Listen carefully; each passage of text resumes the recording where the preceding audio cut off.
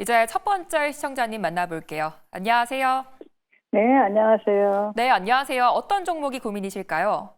네, 크레드 웍스요. 네, 매수가랑 비중이 어떻게 되실까요? 18,800원에 10%. 아, 언제 매수하셨을까요? 이거 한 몇 년 됐어요. 한 1년? 아, 2년. 네, 그리고 최근에 AI 관련주들이 계속 올라주고 있는데 목표가까지 올 수 있을지 두 분의 의견 들어보겠습니다. 네, 두 분 다 매도 의견을 주셨는데 어떤 분께 상담 받아볼까요? 네, 이하진 과장님요. 네, 이화진 과장님께 들어보겠습니다. 네, 최근에 클라우드워스가 단기적으로 급등을 해왔던 거는 실제적으로 정책 모멘텀, 물론 이재명 대표 관련주로 조금 엮였죠. 물론 이제 아마 1년 전에 사셨을 거라 좀 생각을 하고 있는데, 물론 그 당시에도 이제 AI 쪽 관련 교육들은 시장에서 관심을 한번 받았었고, 물론 이번 주에 추경 관련해서도 한 2, 3조 조는 이제 AI 쪽에 대한 추경 모멘텀이 있긴 하겠지만은, 근데 이게 시장에서 생각했던 예상 금액보다 사실 크지는 않습니다. 오히려 이제 세로로 나올 가능성이 좀 있다라고 좀 생각을 하고 있는데, 물론 이제 우리가 한 6월 3일 날 이미 조기 대선 일정이 정해졌기 때문에 그에 따른 변동성은 커질 수 있다고 생각을 하고는 있습니다. 물론 이제 시청자님께서도 보니까 18,800원이 일단 매수 단가시네요. 혹시 아닙니다. 추가 매수는 저는 좀 지향하는 거를 좀 생각을 하고 있고, 제가 일단 매도 의견을 드리긴 했습니다만은 지금 당장 매도하라는 의미는 아니고요. 만약에 이번 주 추경 관련 발표가 나오고 심사가 승인이 되게 되면은 한 번은 위로 튈 수는 있을 거라 좀 생각을 하고 있습니다. 대신에 만약에 좀 본전이 오거나 조금 수익이 나게 되면은 좀 비중을 줄이는 게 조금 필요하다고 생각을 하고 있고, 그나마 좀 다행인 건 혹시나 비중이 50%일까 봐 생각을 했는데, 일단 비중 10%라는 점은 조금은 이제 부담이 좀 덜 갈 수 있다고 생각을 하고 있기 때문에 너무 욕심은 내지 마세요. 물론 지금 그나마 대선 테마주들이 워낙 시장에서 관세와 함께 변동성을 크게 좀 일으키는 수요 요인 중에 좀 하나라고 생각을 하고 있기 때문에, 일단 만약에 이게 향후에 관세가 갑자기 트럼프 대통령이 중국과 협상을 해버리게 되게 되면은, 그러면 당연히 정책 관련주와 대선 테마주 수급도 다 빠집니다. 다 빠지고 이쪽으로 올 가능성이 굉장히 크기 때문에, 물론 최근에 오늘도 18,000원까지 갔으면은 거의 본전과 가까이 왔음에도 지금 안 파셨다는 거는 일단 아마 시청자님께서 더 위로 좀 보시는 것 같기는 한데, 문제는 지금 수급이 하필 이게 조금 같이 엮였기 때문에 시장의 관심은 좀 간세라고 생각을 하고 있습니다. 그러면 빠르게 반도체 쪽이나 아니면 의약품 쪽으로 크게 움직일 가능성이 있기 때문에, 왜냐하면 지금 외국인들이 3월 이후에 거의 올 줄 한 번도 안 들어왔습니다. 거의 삼성전자 위주로만 들어왔지. 그런데 이 불확실성이 사라지게 되면은 사실 그런 테마주들보다는 오히려 큰 대형주 쪽으로 자금이 크게 이동될 가능성이 저는 개인적으로 있다고 보고 있기 때문에, 일단은 저는 큰 욕심은 조금은 버리시는 게 좀 낫지 않을까 생각하고 있습니다. 네, 많은 도움 되셨을까요? 네, 매수가 가지고 올 수 있을까요? 매수가요?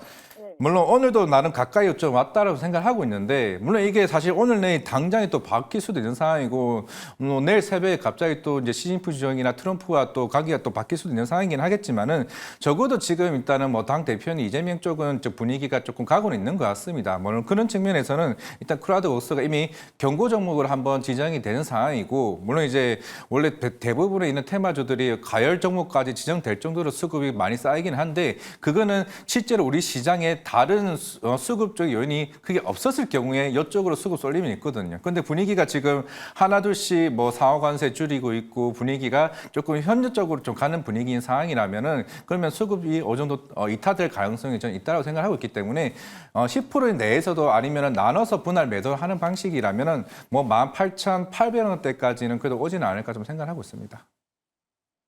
네, 고민이 조금이나마 해결되셔서 편안한 한 주 되시기 바라겠습니다. 오늘도 여러분들의 종목 고민을 기다리고 있으니까요. 02-2000-4919번 또는 문자 샵 2034로 연락 보내주시면 되겠습니다. 많은 참여 부탁드리겠고요. 이제 다음 시청자님 만나볼게요. 안녕하세요. 네, 안녕하세요. 네, 안녕하세요. 어떤 종목이 고민이실까요? 칩센 미디어요. 네, 매수가랑 비중이 어떻게 되실까요? 23,800원에 10%요. 언제 매수하셨을까요? 한 8개월 이상 된 것 같은데요. 이 종목도 AI 관련해서 오늘 급등 나와주긴 했는데 더 올라줄 수 있을지 두 분의 의견 들어보겠습니다. 네, 두 분 다 보유 의견 주셨어요. 어떤 분께 상담 받아볼까요? 유창희 본부장님이요. 네, 유창희 본부장님께 들어보겠습니다. 네, 8개월 되셨으면 작년 여름쯤에 매수를 하셨었나 봐요, 시청자님. 네네. 네, 아니면 뭐 추가 매수를 하셔서 그 평균 단가를 좀 낮춰주신 건가요? 네, 추가 했습니다. 일단은 사실은 제가 이제 오늘 이제 보유라고 말씀드린 것은 일단 시장이 좀 반등을 조금 더 줄 수 있다라고 생각을 좀 하고 있고요.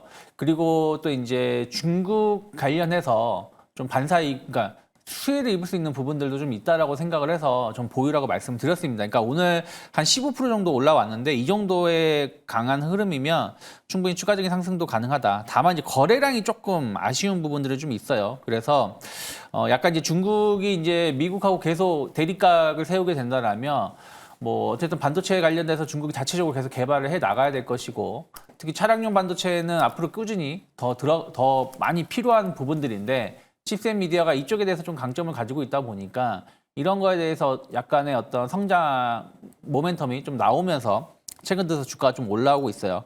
그러면 제일 중요한 거는 지난번 단기 저항 때 한 19,000원, 18,000원 돌파가 좀 강하게 이루어져야 된다 생각을 좀 하고 있습니다. 그래서 이 자리까지는 충분히 저는 반등이 더 줄 수 있다라고 생각을 좀 하고 있고요.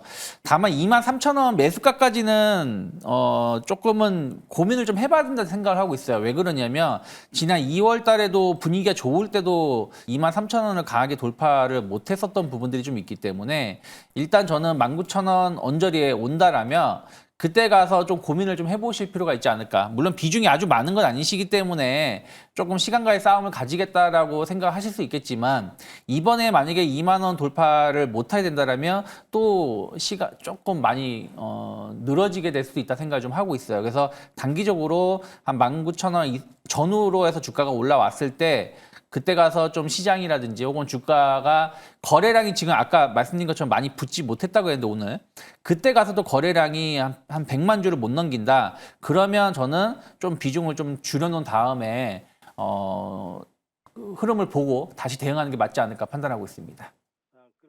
네, 오늘의 조언이 좋은 결실이 되길 바라겠습니다. 내 종목도 상담이 필요하다 하시는 분들은 화면에 보이는 번호로 지금 바로 연락 주시면 되고요. 이어서 다음 시청자님 만나볼게요. 시청자님 안녕하세요.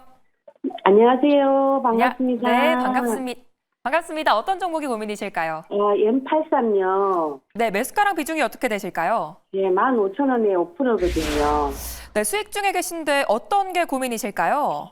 이게 탈마주라 네. 오늘 팔려고 했는데 네. 좀 더 들고 가도 되나 아니면은 여기서 5%를 다시 또 추가를 해야 되나 싶어가지고 궁금해가지고 전화 네네. 드렸습니다. 네, 이 종목 매도 타이밍이 또 어떻게 될지 두 분의 의견 바로 들어볼게요.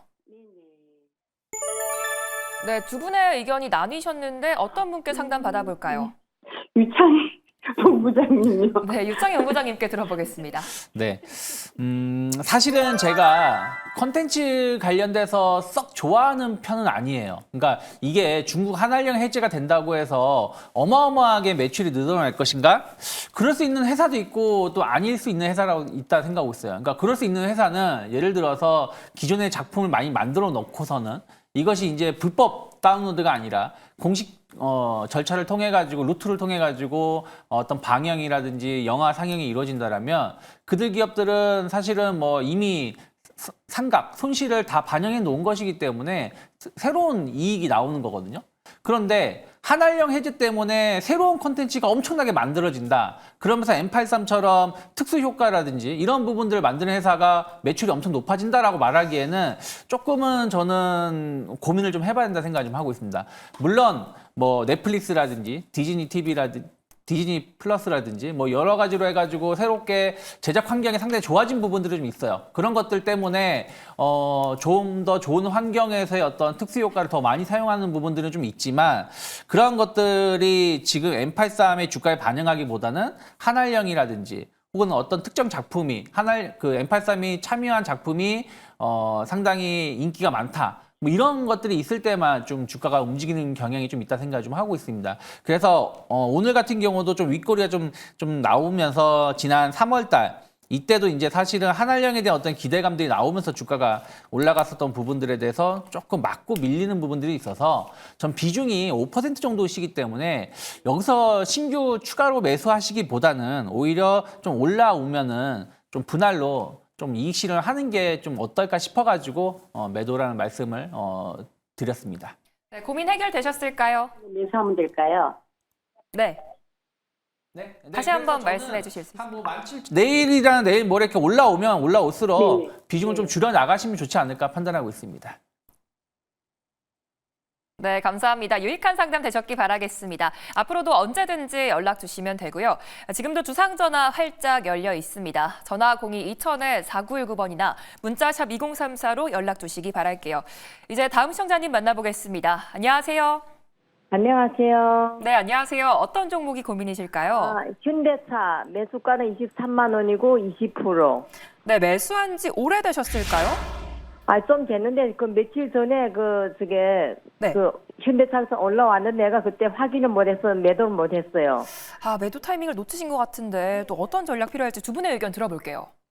그래서 지금 네, 두 분의 의견이 나뉘었거든요. 어떤 분께 상담 들어볼까요? 이화진 선생님께. 네, 이화진 과장님께 들어보겠습니다. 네, 제가 이제 뭐 보유라고 얘기는 했는데 제가 아마 한 달 전에도 아마 기아 주상전화에서도 계속 매도를 얘기는 했을 겁니다. 결국에는 이제 관세 이슈가 부각이 되면은 당연히 이제 밸류 추정치는 계속 이제 하향할 수밖에 없는 상황이기 때문에 현대차 그룹이 올해 그 판매 목표치가 1.8%밖에 되지는 않습니다. 전년도가 4%였고 오히려 이제 올해 같은 경우는 물론 이제 환율 효과도 있긴 하겠지만 그만큼 이제 성장 목표를 굉장히 이제 다운화 시킨 좀 상황, 톤 다운을 시킨 상황인데 물론 제가 보유라고 얘기를 한 거는 한 번의 변화는 좀 생길 수가 있을 것 같습니다. 관세와 관련해서. 그거 아니면은 사실 당분간은 투신 자체가 바뀌기를 좀 쉽지는 않다나 좀 생각을 하고 있고 뭐 20% 비중이기 때문에 추가적인 매수도 권하지는 않습니다. 일단은 물론 지금 일본이랑 베트남이 먼저 관세 협상이 좀 나오지 않을까 생각을 하고 있는데 특히 일본 같은 경우에야 이제 도요타 자동차가 일본 산업의 핵심이다 보니까 만약에 일본 쪽의 관세 협상이 사후 관세가 바뀌거나 이러게 되면은 그러면 적어도 이제 투신 자체는 변할 수 있겠죠. 그러면 기존의 보편 관세 10%에 자동차 관세도 25%인데 그러면 적어도 이미 현대차는 적어도 35% 위에서 시작하는 거 아닌가라고 생각을 할 수는 있겠지만은 물론 이제 지금 전체적인 현대차랑 이제 기아가 미국에서 이제 판매하는 생산 비중 자체가 거의 50%입니다. 나름 큰 편이에요. 왜냐하면 GM이나 스텔라틴스가 거의 한 60, 70% 되는 상황이기 때문에 대신에 적어도 이제 정의선 회장이 이제 최근에 트럼프 대통령과 관련해서 이제 미국에 30조 이상의 투자를 한다를 약속을 했기 때문에 우리가 이제 시장을 반전시킬 수 있는 뭐 수급의 변화를 시켜줄 수 있는 모멘텀이 결국 관세 협상이라 좀 생각을 하고 있습니다. 적어도 현대차뿐만 아니라 현대제철까지 우리는 적극적으로 3월 달부터 우리는 행동으로 액션을 취했었기 때문에 그러면은 현대차는 관세가 뒤바뀌었을 때 여기에 대한 밸류 자체가 뒤바뀌겠죠. 지금 관세로만 하게 되면은 실제로 우리가 알고 있는 뭐 아반떼나 소나타 같은 경우는 적어도 400만 원에서 600만 원 이상의 가격보다 평상시보다 높은 가격으로 팔아야 될 수밖에 없는 상황입니다. 물론 이제 포드 같은 경우는 한 8, 90%고 GM도 한 70% 정도 된다고 생각했기 때문에 똑같은 그 세그멘트 라인에서는 현대차가 훨씬 더 불리할 수밖에 없습니다. 왜냐하면은 미국 전기차 비중이나 아니면 기존 내연기관 비중 자체가 미국이 무시할 수 없는 수준이기 때문에 만약 중국이라면 상관없겠죠. 중국 비중은 뭐 크지도 않고 한 자릿수밖에 안 되지만 대신 미국에서 이게 관세에 따라서 만약에 판매에 대한 비중 자체가 크게 줄어들게 된다라고 하게 되면 물론 저도 보유해서 매도로 바꾸긴 하겠지만은 적어도 이 3개월 이내에 현대차가 이제 관세에 따른 반등이 한번 세게 나올 수 있을 것 같아요. 그래 아까 시청자님께서 23만 원에 한번 팔 수 있었다라고 얘기를 했었는데 그 가격까지는 모르겠지만은 적어도 20만 원에서 22만 원 사이에서는 한번 기회는 충분히 주지 않을까 생각을 하고 있습니다. 네, 고민 해결되셨을까요? 투매는 가능하실까요? 추매는 근데 비중이 20%시잖아요. 물론 이제 예. 대형주 저는 개인적으로도 저도 이제 고객 포트폴리오를 보면은 대형주는 20% 이상 대부분 안 넣습니다. 그냥 시장이 안 좋으면은 삼성전자 비중은 30%는 가져가더라도 지금 비중도 충분히 이 정도로 나올 수는 있는데 물론 이제 현대차가 내셀 수 있는 거는 없죠. 이미 공장 이전 한다라고 얘기했기 때문에 이미 카드는 국가 간에 저는 이제 여러 협상 뭐 방위 분담비나 물론 조만간 알래스카 LNG도 협의한다라고 얘기를 나온 상황이기 때문에 이게 우리가 트럼프가 대통령이 기대했던 협상이 다 이루어진다라고 하게 되면은 그 간세 협상이 판이 뒤집어졌을 때에 대한 기대감은 충분히 좀 나올 수 있기 때문에 굳이 추후에는 안 하시는 게 좀 낫지 않을까 좀 생각을 하고 있습니다. 아, 감사합니다. 네, 흐린 날씨지만 편안하게 하루 마무리하시기 바라겠습니다. 지금도 종목 고민 있으신 분들은 화면에 보이는 번호로 전화나 문자 보내주시면 되겠습니다. 이어서 다음 시청자님 만나볼게요. 안녕하세요. 안녕하세요. 네, 어떤 종목이 고민이실까요? 카카오요. 네, 매수가랑 비중이 어떻게 되실까요? 14만 1,000원이고요. 70% 갖고 있어요. 70%요. 아, 네, 네. 매수하신 지 엄청 오래되신 것 같아요. 고점에 사셔서 고민이 또, 2021년도. 네. 아, 고민이 정말 크실 것 같은데 어떻게 봐야 될지 두 분의 의견 들어보겠습니다. 저 이화진 과장님. 네, 이화진 과장님께 바로 들어볼게요. 혹시 시청자님 목표가는 혹시 어느 정도 보고 계세요? 아니 제가 장기 투자로 그냥 목돈을 그냥 넣어놨거든요. 근데 이렇게 떨어질지 모르고 그냥 아예 뚜껑 덮어놓고 있다가 요번에 몇 년 만에 열었는데 이렇게 돼서 비중을 줄일까 해서요. 그렇죠.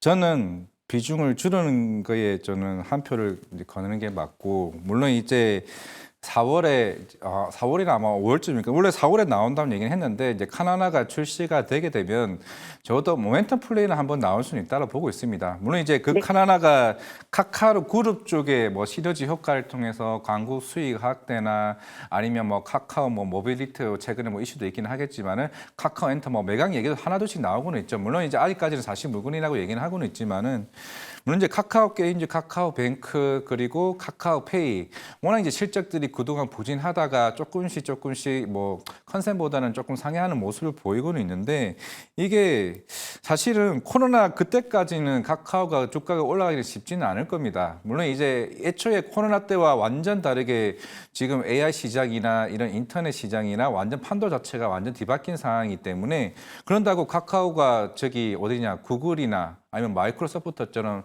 100조 이상을 투자할 수 있는 상황도 지금 아니거든요. 그러면은 네. 그럼 카카오는 적어도 저도 이제 카카오를 이제 보는 목표가가 사실 그렇게 높지는 않아요. 저도 지금은 나름 보고 있는 종목 중에 하나이기 때문에 해봐야 저는 5만 원이나 6만 원 정도입니다. 잘 가면 한 7만 원 정도예요.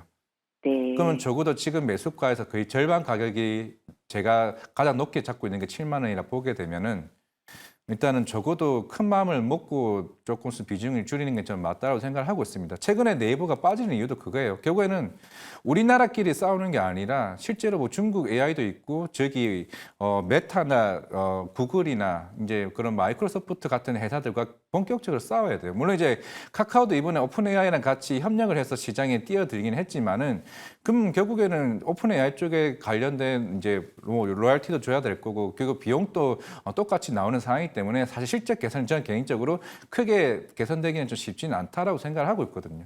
그러면은 그러면 하나만 더 물어볼게요. 그럼 시청자님은 카카오 말고도 종목이 몇 개 있어요? 카카오하고 네이버만 갖고 있어요. 또 한 개 가지고 있는 또 네이버예요. 네. 그 네이버가 30%예요. 네. 그럼 혹시 그 네이버도 2021년도에 사셨어요? 네. 그것도 그러면 거의 지금 수익률이 비슷하겠네요. 50% 까여 있어요. 음. 근데 제가 지금 손절을 하고 나오고 싶은데 방송에서 카카오를 거의 언급을 안 하더라고요. 네이버나. 그래서 이제 어느 시점에 어느 정도 올라올 때 뭐 예를 들어 눌림목이든 뭐 이렇게 떨어졌을 때 사고, 그 박스권이라고 하시더라고요. 그 박스권 어느 정도 올라오면 팔라든지 뭐 그거의 그걸 좀 듣고 싶어서. 일단은 물론 박스권이라고 치면은 해봐야 그게 4만 5천 원, 5만 원대예요. 카카오 기준으로는. 네네네. 물론 아까 7만 원 보게 되면 7만 원 굉장히 엄청 잘 됐을 경우에 7만 원이고, 네. 결국에는 5만 원, 6만 원대가 그나마 카나나가 나와가지고 시장의 반응이 괜찮았을 때. 근데 실제께서는 사실 그렇게 빠르게 올라가지는 않을 겁니다.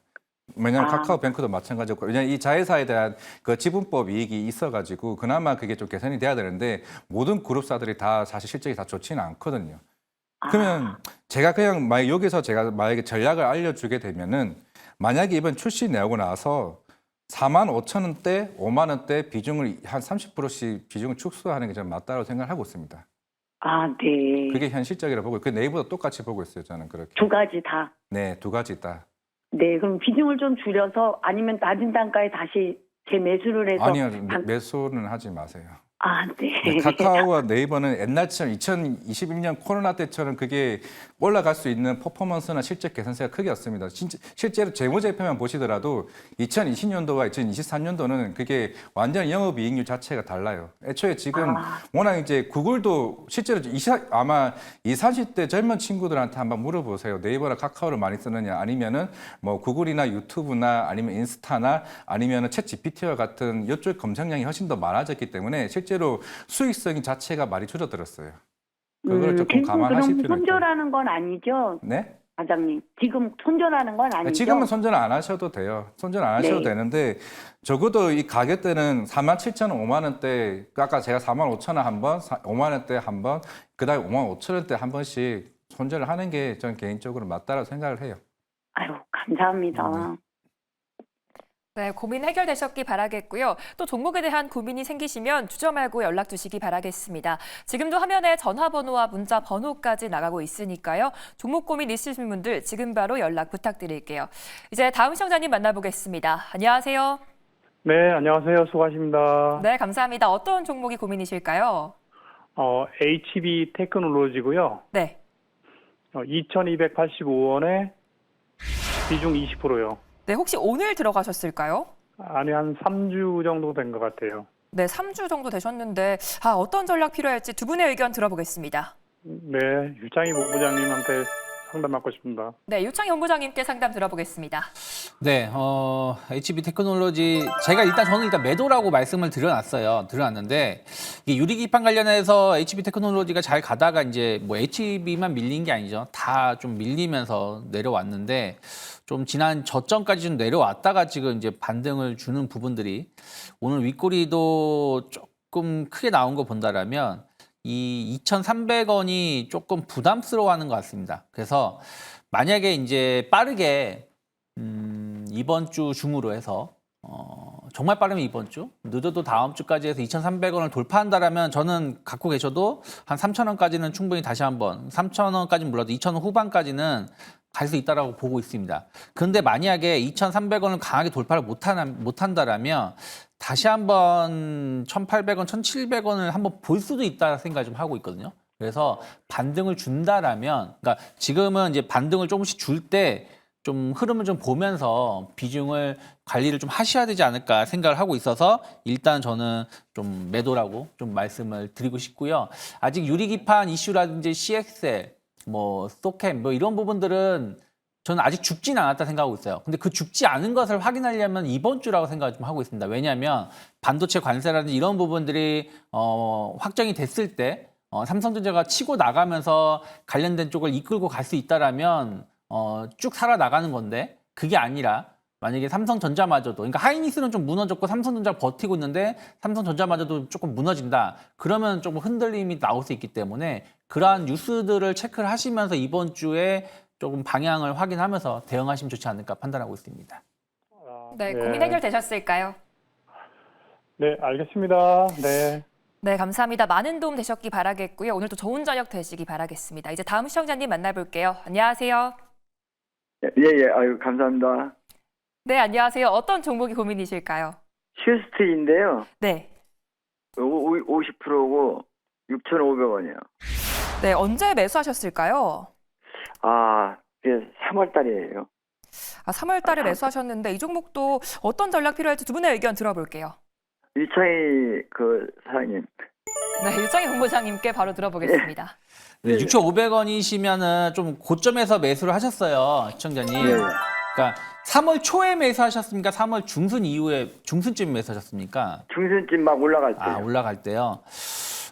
제가 봤을 때는 조금 중순에 매수하셨으면 리스크 관리를 좀 하셨어야 되는데 좀 리스크 관리를 조금은 이제 쉽지 않죠. 사실은 이게 좀 흘러내렸을 때 정리한다는 게 쉽지 않은데 일단 저는 뭐 또 매도 의견을 말씀드렸어요. 근데 왜 그러냐면 일단 비중이 너무 많으세요. 비중이 50% 정도 되시고요. 그리고 어쨌든 슈스틸은 약간 테마 성격이 있는 거잖아요. LNG 테마에 의해서 움직임이 나오는 거라서 강하게 반등이 나온다라면 다시 한번 6,000원, 6,500원까지 올라올 수 있어요. 근데 그게 아니면 여기서 조금 기간 조정을 조금 더 줄 수 있다 생각 좀 하고 있습니다. 특히 이제 지난주 이슈가 나오고 나서 지금 한 4거래일 횡보하는 모습은 전 나쁘진 않다 생각 좀 하고 있어요. 하지만 여기서 이제 뉴스가 나와주면서 올라가줘야지 나쁘지 않은 거지. 여기서 이제 흐지부지 돼버리면은 다시 한번 5,000원 초반, 5,000원 이하로 내려갈 수도 있다고 생각하고 있기 때문에 손절가를 좀 짧게 말씀드린다라면 종가상 5,000원을 이탈하면은 일단 비중을 절반 정도는 줄이셔야 된다 생각하고 있어요. 그리고 나서 저점에서 다시 한번 매수를 하셔가지고 평균 단가를 낮추면 좋겠다고 생각을 하고 있고요.